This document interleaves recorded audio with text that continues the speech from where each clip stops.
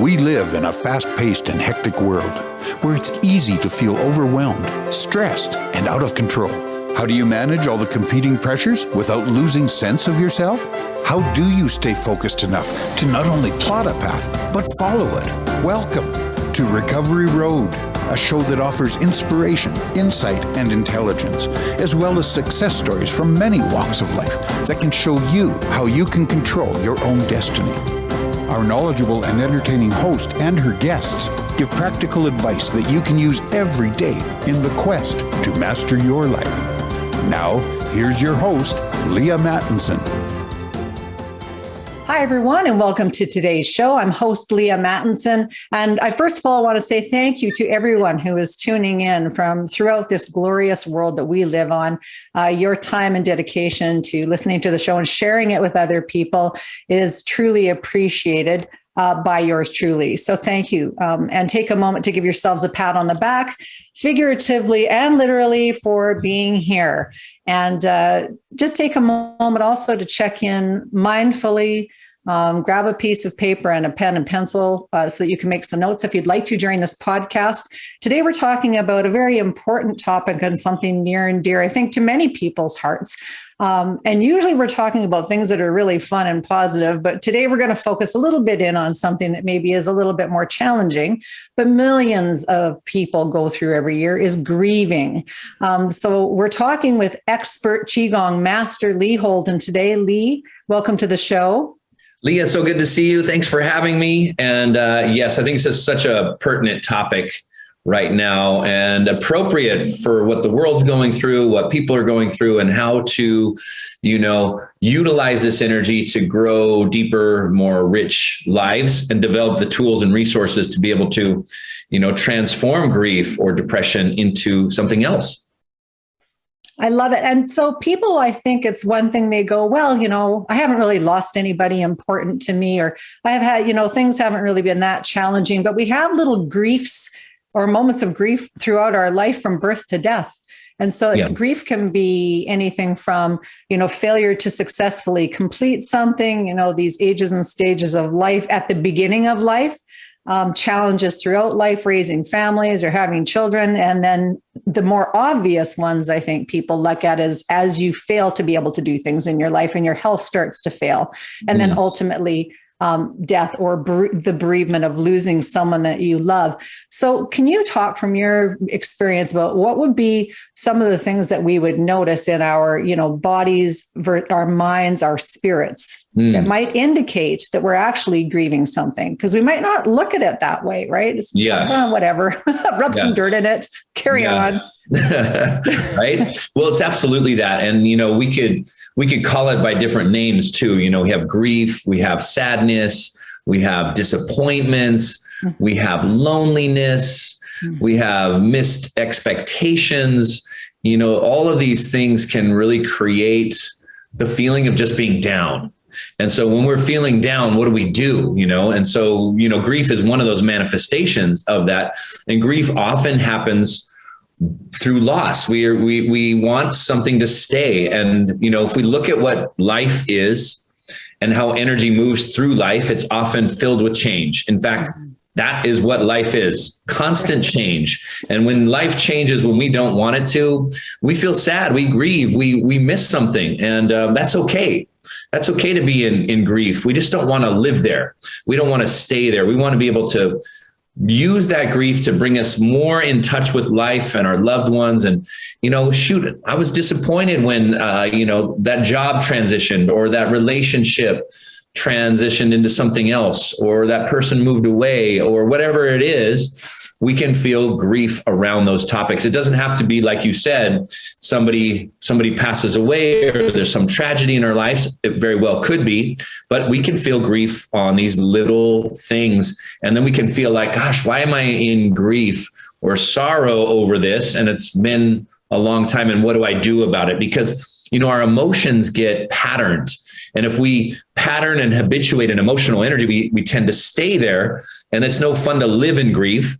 We can dip into it and say, I'm really sad about this. And that just means that I really cared and I lived deeply, and to reframe it in a way where we're really living our lives and have a moment of gratitude and then move on to something else. Now, the trick is, how do we move on and what do we do?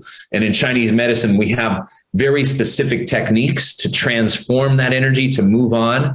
And we have very specific areas where grief is held in the body. And we can go into that as well, Leah.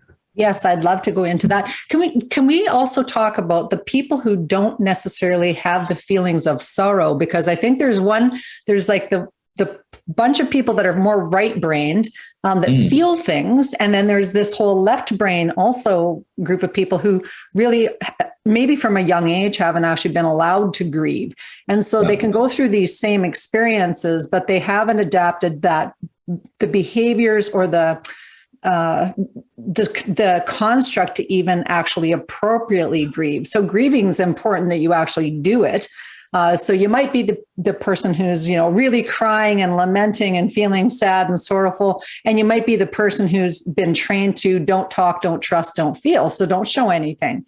And what I'd love is if we can also talk about, can you open up those pathways so that you can understand that feeling grief would also be a normal aspect of life, not just shutting everything off. Yeah, right. And I think, I just think there's so much to this, and hey, we all have both sides of a brain, right? And we have left, right, and sometimes we invent. Yeah, fingers crossed. There's the first sometimes it doesn't feel like it, right? And just going through the motions. That's right. But it's really access to our full selves and our full sensitivities. I always think about our emotions are there to bring us closer to life and the present moment, and to allow us to experience and grow and evolve.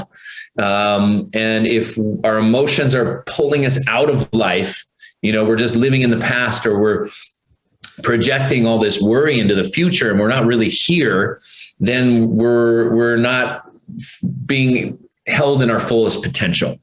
And so, being able to access both sides of the brain, super important. Our creativity, being able to access our emotions is really helpful. And that's what you're talking about. Some people they don't feel grief because they just are not coming from an emotional place. They're not sensitive. It doesn't mean that it's not there. It doesn't mean the energy isn't present. And our capacity to feel joy, our capacity to feel excitement and love and compassion, it comes from our capacity to feel negative emotions. We have to have that context. So when we shut down, then we often won't be able to really dive deeper into these positive aspects of life. We'll just be a bit closed off in our hearts and emotions. So we want that capacity and that capability. If we develop the tools and resources to handle negative emotions, that can be fertile soil to grow a rich, positive emotional garden. And that's what we really want to be able to do. We really want that rich, positive emotional garden, but it requires compost. It requires context. It requires pruning away the negative. If we don't know what sadness is, we might not know what deep happiness is. Mm-hmm. And so that's what we really want to feel. When we really understand and experience our grief, we have a lot more compassion for what other people are going through. So it will be fertile soil to grow compassionate, loving, kind hearts. And I think that's really what it means to develop our full emotional potential and our fullest capabilities and capacities. Yeah, this is such an important conversation because right now I think a lot of people are really shut down as a protective measure against what's going on in the main. And so I want to just encourage everybody again to take a moment. If you're listening to this on a podcast version, come to the website, masteryourlife.ca, so you can see the video version of this, or look for the YouTube channel, Leaha Mattinson, Master Your Life, so that you can actually watch the video. The reason it's important is so you can actually see expressions, you can see some of the exercises that we might talk about doing as we move through the podcast. So again, rich content for opening up your ability to be compassionate, self-compassionate first, and then being able to take that compassion out into the larger community. That's where healing begins, recognizing the compost that, and I'm a farm girl. So this is totally, it's like, I'm speaking I know your about language. the seasons. I know about the seasons. It's like, wow, that's another pile of really nice manure right there. So it is. Yeah. That's Yes. it. Isn't life like that? And when we look out, when we look out at farming and gardening, we work in a similar way. We're, to do energy work is inner gardening. It's inner cultivation. And to cultivate means to work with all of the different conditions and environments that we have in here and work with it skillfully.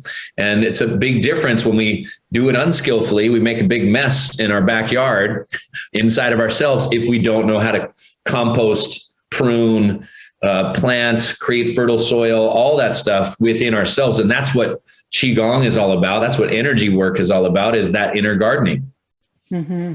Yes, I love it. And some people maybe never have even considered what that would look like if you don't know the steps of gardening. How do you actually then create a successful, lush garden? So this might be first time thinking about that for a lot of you, but it's a beautiful opportunity to start to really understand yourself, your internal mechanisms. So Lee, to your point at the beginning of the conversation, what are some of the things that we might notice in our physiology if we're in depression or grieving, and we're really kind of stuck in our head, but we're not really understanding what's going on in our body? How would we notice it? Right. And this is a good question, because we use the word grief or sadness or depression. I'm going to throw the question back to the listeners. How do you know you're feeling that? We say the word, oh gosh, I'm down, I'm depressed. How do we know that? Well, usually there's a sensation in your body. We call these things feelings. That means we feel it somewhere. And so it's about listening in to our energies and our inner sensations. When we become good listeners, we are listening to the energetic expression that's within us. So usually there's a feeling of tightness or lack of movement in the chest, some constriction. If you notice people that are in grief or depressed or sad, their chest sinks in and their head bows down a bit. So posture will manifest as an emotion. So think about your emotions like wind. Your body is like that tree. And so the tree isn't actually moving. It's the wind moving through the tree that moves the tree. So the wind would be energy. It's invisible, yet it creates this movement. So as our emotions change, as the energy changes, our structure starts to form around those emotions. And so breath and posture will manifest and reveal what emotions are moving through us. Every emotion has a breathing pattern to it. And so when we're depressed or we're grieving, we often will have very shallow breathing. The chest is sunk and there's some sensation in our bodies around that. And so we can look at grief, sadness, depression, stress, anxiety, and see these little nuances of our posture and our breath to reveal kind of how the energy is circulating through us. Mm-hmm, mm-hmm. And so if we notice that in our own physiology, should we do something to try to correct it, or should we actually just sit in that feeling? Mm-hmm. What's right. the idea? It's both. So it's both, and it works in stages. So if you notice, I'm just not feeling off. Sometimes we're just so busy that we don't even acknowledge what we're doing or feeling. And so what's really nice is first acknowledge it, and then just put a word to it. It's like, gosh, this, I'm feeling kind of down. What is it? I'm feeling I'm feeling some grief. Where is it in my body? I feel it in my chest. Okay, now that I acknowledge it, is it related to something that's recent in the present moment? Kind of connect it to what life experiences that emotion is connected to.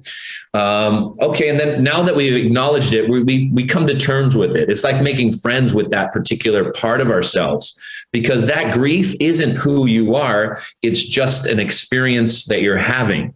And so the experience that you're having can shift and change and will shift and change.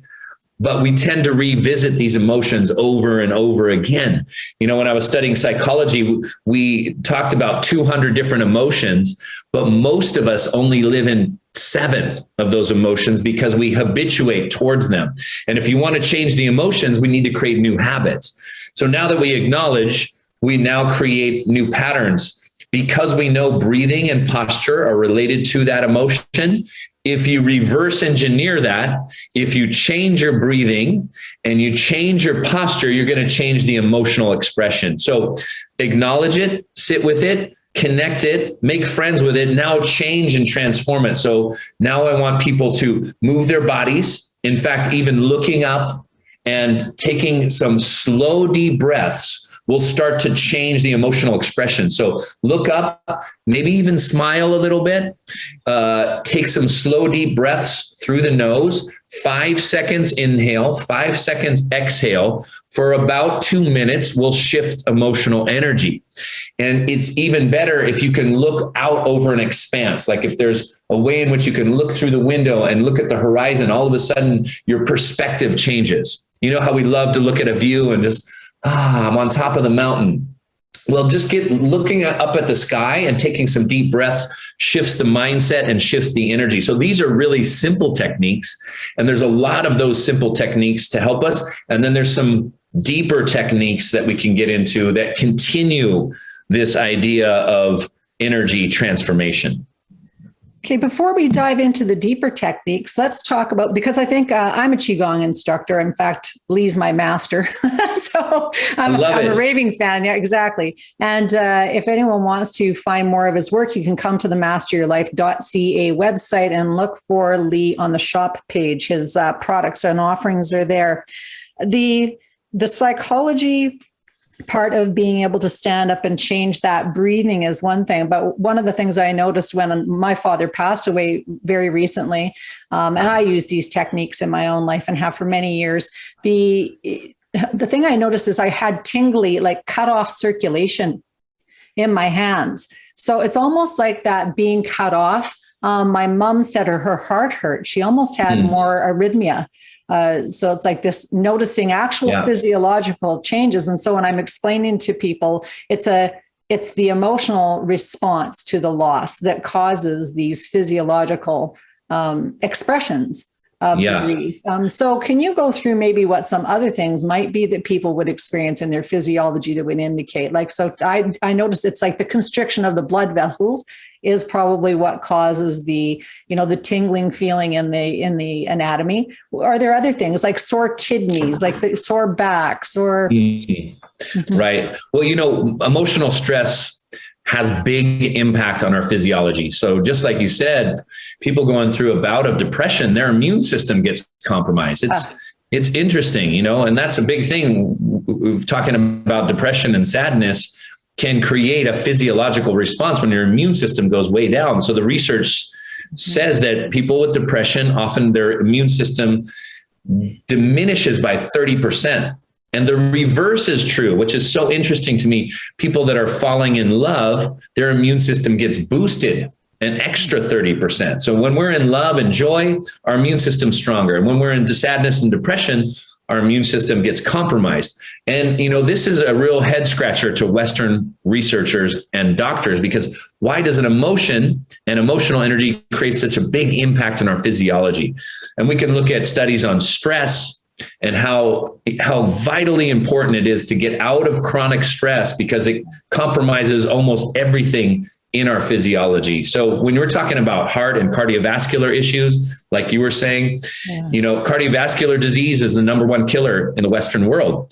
Now, when we're under chronic stress, it constricts blood vessels. The heart can go into spasm, can create pain. And people that have, anxiety can feel like they're having a heart attack. And so it's so important to get us out of stress and out of these negative emotional loops to be able to enhance our energy that enhances our physiology. And so as soon as we start looking at this research, it becomes very interesting on how our emotions are impacting our physiological expressions. And, the Chinese have talked about emotions being held in the body for thousands of years. Now we're talking about grief. Grief is said to be held in the lungs. So the emotions of the lungs on the negative side, grief, sadness, loneliness, disappointment, and depression. And so when we're feeling that, it's really compromising our lungs, our immune function. And so how do we then work with those energies? Well, breathing practices are good. Qigong exercises, movement practices, and ways in which we can move our bodies where the chest and the lungs are expanding and circulating energy, because negative emotional energy in Chinese medicine says that it will stagnate qi. It's like water that doesn't move. It starts to get stagnant, and that stagnation creates dis-ease in our system. And so the antidote, keep your energy circulating like water. Flowing water is healthy. Flowing energy is healthy. So we keep it moving. How do we keep it moving? Well, we move our bodies, we move our emotions. We don't stay stuck in one state too long. And that's a simple version of it. Now there's some complex ways in which we can do it, and there's some very simple ways to do that as well. And I love the noticing and expressing of moving the body and then changing the feeling. So one of the things that we tend to do is think we can think our way out of a feeling, versus that activating the body might be a quick hack to actually, elevating a feeling or changing a feeling. Yeah. So with Qigong, that's one of the things you can instantaneously do almost. And again, so I have such appreciation for this this form of healing, this modality of healing. Let's talk about when you talk about the internal factors versus external. One of the things I know when we were talking about changing immunity. So you get something or you feel something that's depressing, or you see something depressing, and that decreases your immunity by 30%. Then you get good news, something really awesome, and that increases your immunity by 30%. We have all these external things that are going on that seem to be in control of our manifesting health and well-being. Does Qigong actually take that external locus of control away, or do we learn to become more sentient about what's the internal things that are actually making me well? And how does it do that? Yeah. The person who's trying to master that area of their life and not be so at the whim of everything that's going on around them. Right.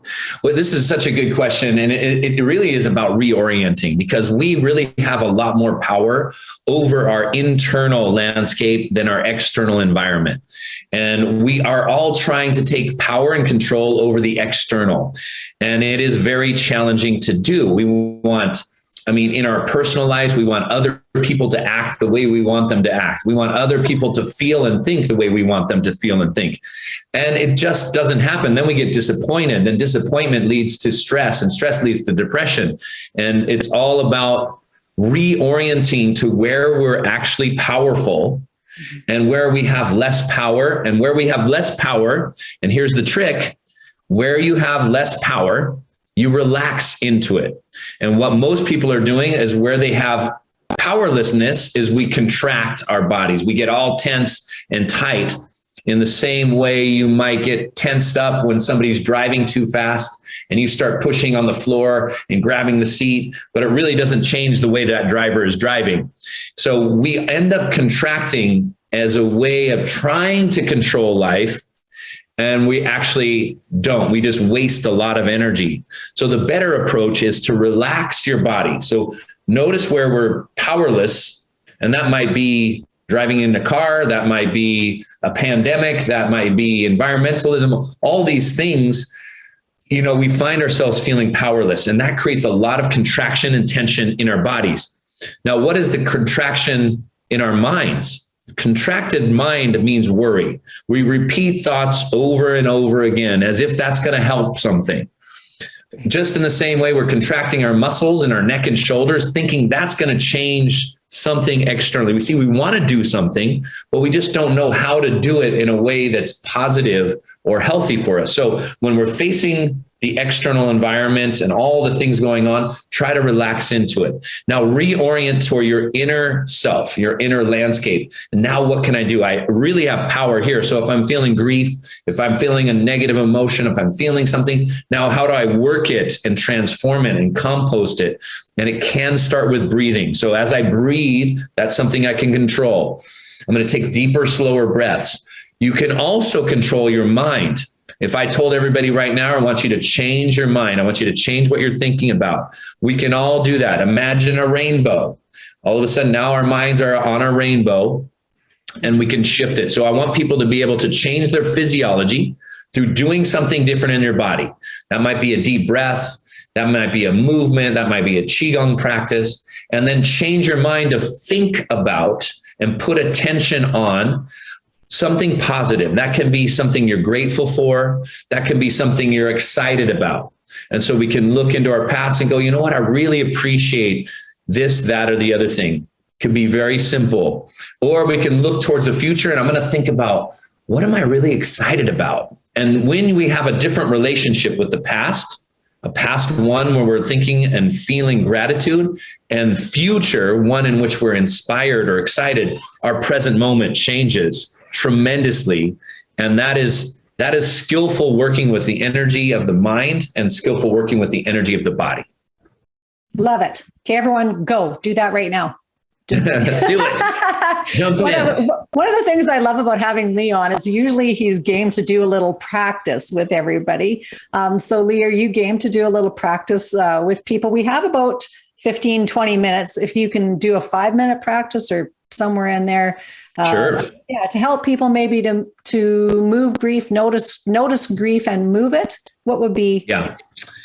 Well, this is great. And I think we could do a nice seated practice working with our lung energy and transforming this grief, loneliness, sadness, depression. This will work with all of those emotions.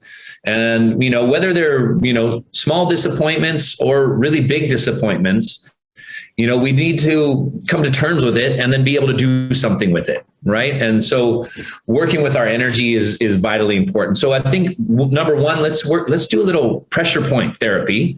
This one can be done seated or standing. Just don't do it driving. Check. Because we're going to use our hands. Okay. And so what I want you to do is I want you to take one hand and feel your collarbone. So if you take your right hand and put it on the left collarbone and then glide it over, and notice that right where the collarbone meets the shoulder, there's like a little pocket. So it's going to be over towards the shoulder. There's a little pocket below the collarbone. And then with your fingertips, I want you to just go down maybe an inch and make little circles. Press in and make little circles. These points are very good for your lungs. They're good for your immune system, but they're also good for the emotions of grief, sadness, and depression. So you massage them and take a few breaths. So I want you to breathe deep through the nose, about a 5-second inhale and a 5-second exhale. So now we're doing two things. One, we're releasing energy through this pressure point, and we're changing our breathing. So you breathe slow and deep, and that you can do for a couple of minutes, and then let's switch sides. So let's find the other collarbone and glide the fingers over to where that collarbone dips into the shoulder pocket, then go below the collarbone, press in with your fingers and make little circles. Make little circles.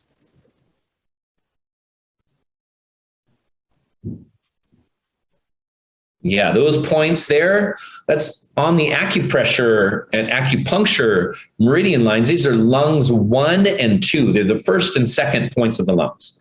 All right, now take a few deep breaths as you're pressing.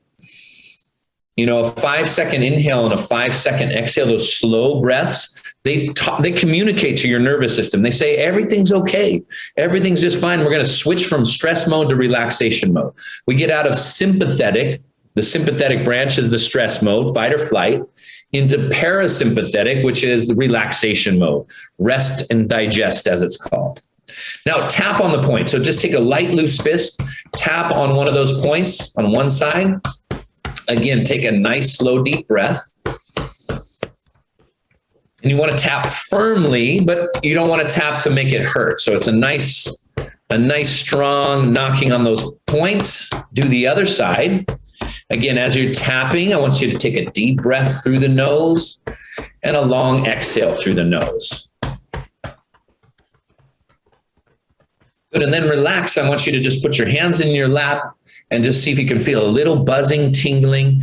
Continue with those slow breaths and just feel if there's a little more spaciousness in your breathing and in the chest where it's easier to breathe deep. I want you to look up a little bit as you're breathing. So just lift your chin and take a full deep breath. Good. And often you can feel a little buzzing, tingling, a little circulation in the chest area. All right. So that's phase 1. Now, phase 2, Leah, is it okay if I teach the lung healing sound? Yes, I would love that. We would love that. Yes. The lung healing sound is great. So this is a healing sound for your lungs. And again, the lungs are holding those emotions. And we say that the emotions, once they transform, the positive emotions of the lungs are courage, confidence, and inspiration. Inspiration, like you're taking a deep breath in, right? And so inspiration is a really different energetic expression than depression. And sometimes the courage is what it takes for us to get ourselves out of depression, where we need, hey, I just need the courage to face this particular aspect of my life, to be courageous, to stand in my truth. So the lungs have also this connection to our inner truths. What's true for me instead of what's true for everybody else. And often we feel depressed because I'm not living from my inner truths. And so the lungs on the positive side will help us have the courage to live authentically from our truths.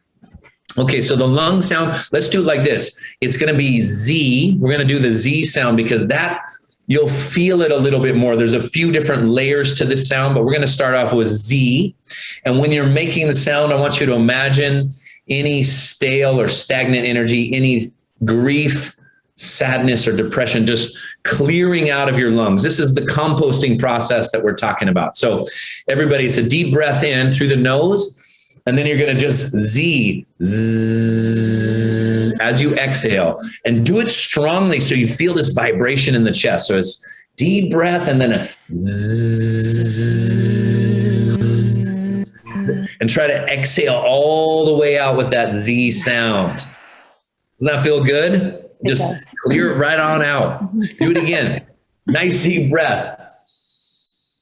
Clear out sadness, depression, and grief. Zzz. Feel those lungs and chest vibrate. That vibration moves energy. Let's do it one more time. Everybody, deep breath and a zzz. Nice strong sound. Try to do it all the way out. Zzz. All the way out. Very good. And now resume. Just natural, slow breathing through your nose. Feel this nice vibration in the chest where energy is moving and circulating. 5 seconds inhale, 5-second exhale. So we reorient towards the positive, the calm, clear energy of the lungs that now has the potential to really tune into courage, confidence, and inspiration. Very good, everybody. Very good. There we go. We just did some pressure points, some breathing exercises, and healing sounds. And all within about 4 minutes.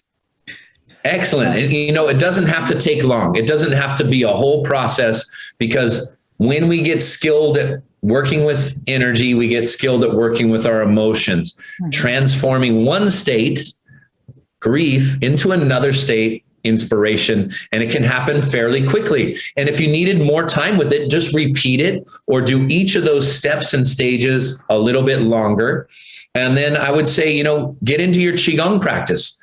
Come do a class with me, come learn healing sounds, come learn breathing exercises. And we have all of that to go deeper into these wonderful practices that, you know, these ancient masters discovered. And I feel like, and I bet you would agree with me, that they're even more relevant now in our modern life than ever before.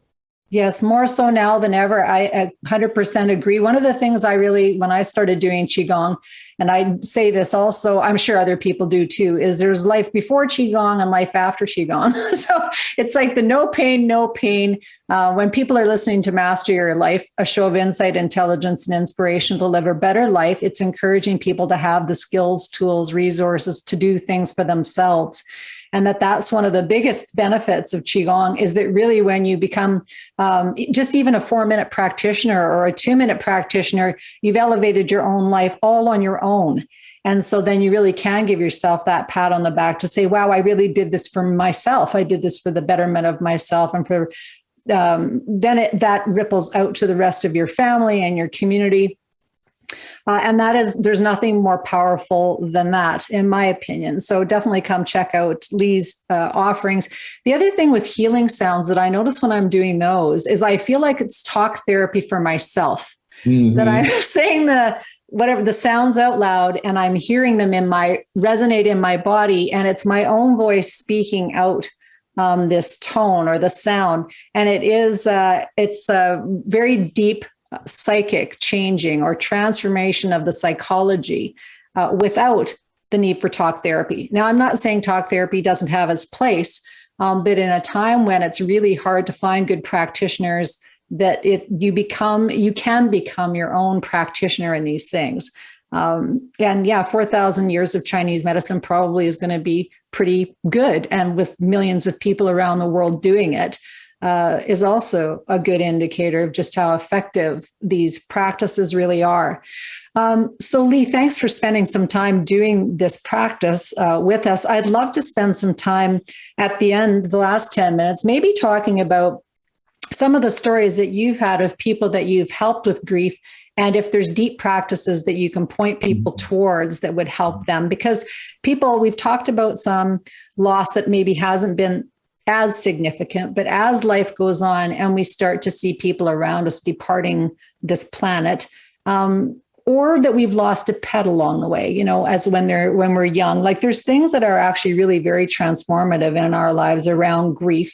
And some people would say, oh, that's silly. You shouldn't be worried so much about, losing a little chicken when you were just a little girl. What's the big deal about that? But for some people, that's very traumatizing. It's like, so it doesn't have to be something that anyone else would actually get as a big, passage of life, sort of those things. It can be what's our internal, though, grief and, stories that you might have had along the way of people that you've helped with their grieving processes. Right. And I think you said it, because we all internalize and process life so differently. And, when we're young and little and we lose a pet or a friend, life changes, it can be a big deal. It can be a big deal. So I think, one thing is ritual is good. Ritual is important. So we often we create a ritual, a funeral process. We bury the pet. We go to a funeral for our loved one, and we ritualize it so that we develop a capability and capacity to hold more space for what life is about. And what life is about, change and transformation. We might not like it, but that's what it is. So that energy is always in this process of transformation. And so when we look at the truth about life, we can come to terms with it and we can relax into it. So we talked about where we're powerful, where we're powerless, and we're often powerless over this. Somebody might pass away. A pet might die, a transition, some people transition from school to work, and that's a challenging thing, or we lose a job. So whatever it is, we need to come to terms with it and develop the capacities and capabilities to be in touch with how life is and how our life is. And then say, you know what, I'm going to tune into my choice maker inside myself and say, how do I want to feel? And how do I want to have a relationship with this experience? And by doing that, we truly can empower ourselves. We might not be able to change the loss of a loved one. We might not be able to bring them back, but we can change our relationship to that experience. And that takes some inner mental gymnastics, some reframing, and just to get in tune with what life is. And life is about change. And we can see it from small rhythms. Like when I inhale, I can't hold on to that inhale. I have to change and transform into that exhale. And a bigger rhythm might be, I'm going to go to sleep. But then I'm going to wake up in the morning. So we have an easier time with smaller rhythms. We have a harder time with larger rhythms. So a larger rhythm would be birth and death. It's life's inhale and exhale. The first thing I do when I come into this world is inhale. The last thing I'm going to do is exhale, right? It's a long rhythm, but when that final exhale happens, we have a very hard time with it. And we don't know what it is. We really face the unknown, and it creates some grief within us. But look at life this way. Small rhythms reflect large rhythms. And when I go to sleep at night, I'm not really worried that am I going to wake up tomorrow morning? When your loved one goes to sleep, you're not saying, oh my gosh, are they going to wake up?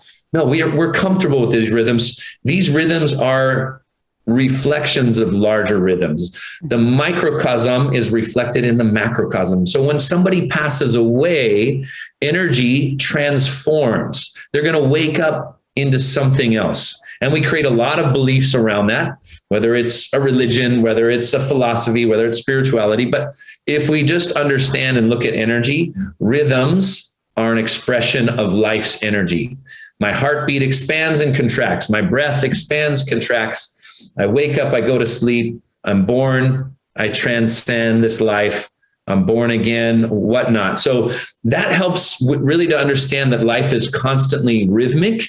Energy transforms, and we can be present with how life is, and we can bless that process and send our loved one on in with positivity and loving kindness. Yeah, and it's natural is what you're talking about. I think it's like the natural life and the natural progress of things. And what's happened where this fear comes in, at least from my perspective, is that people have really gotten away from the idea that we die, that we have an expiration date, just like everything on the planet does. So there's always this, it seems like this fantasy land where people don't want to just acknowledge the natural things in life. Mm-hmm. And then that creates all this fear and resistance and scrambling around versus the acknowledgement that, yes, we do have a lifespan and that we do pass away, we do die.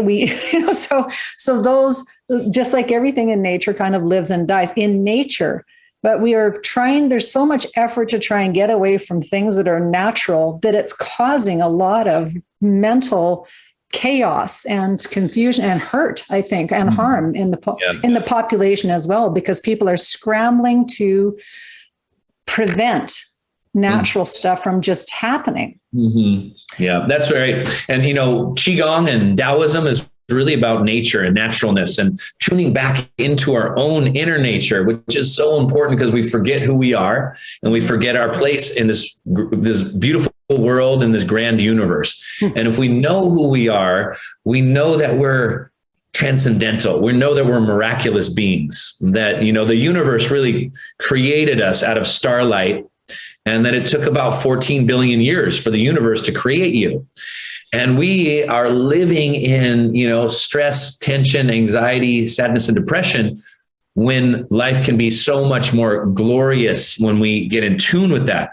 We just have to look out in nature and look at that rainbow, look at that sunset, look at the rivers and the mountains and the trees, and just be in awe of this whole thing. And we're all a part of that. And being part of that means that we're constantly changing. And when we talk about death and transition, we even die each and every day. All our cells are transitioning, and that who you were 10 years ago is not who you are today. In fact, you have completely 100% new cells from you did 10 years ago, but we still think of ourselves as us, even though we're in a completely different body. 100% of our cells have died and been reborn, and now we're in this new body. All our emotions and thoughts from 20 years ago compared to who we are now are completely different. So we have a new body, we have new thoughts, we have new emotions. That says, and then who are we? You're not who you were, but we still feel like we were. So there's a continuity that we take for granted in life. And there will be a continuity as things change and transform, whether it's day to day, years to years, or this life to the next life. And we don't have to know what that is. We can stand in the unknown and relax into it and not have to know, and still develop this positive relationship with life, because the unknown is exciting and the unknown gives us the surprises, and we like that. But if we develop a positive relationship to this unknown, we're going to relax more and have a lot more present moments of elevated emotional energy, rather than just feeling stuck or sad or depressed. And we'll be empowered beings rather than habituated beings. Yeah, I love it. I love it. The expression of currently, I just take note of the date, because I was going to say the date on the podcast, but people who are listening, take note of the date and think about 10 years prior, what you were and what you'd like to be 5 or 10 years from now. Like, get your orientation down. So if you're 30 years old, where would you like to be? If you're 20 years old, where would you like to be? Or what would you like to have in your health and your well-being? Because we have all these little surprises and delights. Lee's got a little surprise and delight. Look at this little sweet pea that he has. For those of you who are not tuned in, you got to tune in because Lee's daughter just joined us. Hi, sweetheart. This is Harper. She's 1 year old, and she just had to come on and say hi to you. She was holding her arms up. And speaking of transformation, what a great way to take out the show. Honestly, it is this beautiful gifts that we, the surprises that we had during the COVID year, and you guys having little Miss Harper. She's so sweet, right? For those of you who don't have children in your life, look to other people's children because they are the key to the things that are coming in for all of us. We have people that leave, but we have others that come in. My family, Lee, my dad passed away, and then I got news that I'm going to be a grandma again. You are? Yeah. So within a week, it was just like, I'm going to be a grandma again. It's like, yes. That so really good, puts you in touch with that change and transformation, those rhythms. Yes. And so for those of you, again, you should tune in and take a little look at this little sweet Harper's face because she is just a little dolly. And just look at her. Look at her little grin. And these are the things that we can take away as the delight of being a child, and their innocence and the bliss and the excitement of living a fun life and being a good parent. Being attentive to our children is one of the things that is the most grounding, I think, right? Oh, yeah. Oh, absolutely. I mean, that takes we could do a skillful parenting talk because, I feel like parenting is so challenging in so many ways and so beautiful in so many ways. And it brings up so many emotions and, feelings and am I doing it right? Am I not doing it right? And, how, speaking of, feeling powerlessness, parenting can bring that up in a major way. And what can we do in the same way we're talking about grief? It's a really big topic. It is. So that now I've got to hold you to doing a parenting episode, but we're out of time. Okay, I'm happy. I can't wait. Beautiful. That's awesome. All right. So Lee, thank you, everyone. I hope you're feeling a little more uplifted at the end of this episode, and whatever it is that you're grieving or loss that you might be having, please come to the masteryourlife.ca website. Check out Lee Holden's podcast or his workshops, his products, because they're excellent. He's been doing this for, I don't want to say how long because it's been many decades. And, I don't want to age him because he's just so young at heart. So go check out what he's got there. There's specific products for grief and depression, specific ones for almost every part of your anatomy and physiology and your well-being. So please, please, please take time to do that for yourself this year so that you can manifest the joy that you would like and change your emotional range maybe a little bit to being a little happier, a little more grounded. Awesome. Thanks again, Lee, for being such an awesome guest. Thank you, Leah. Appreciate it. So awesome. Good to be here. Good to have you here. Everyone, love yourselves, love each other, mind your minds. That's all for Lee and I. Bye for now. Thank you for being a part of our program today. Master Your Life is a presentation of Leaha Mattinson Enterprises, Inc. Join us next time on Master Your Life, helping you to discover the very best of you.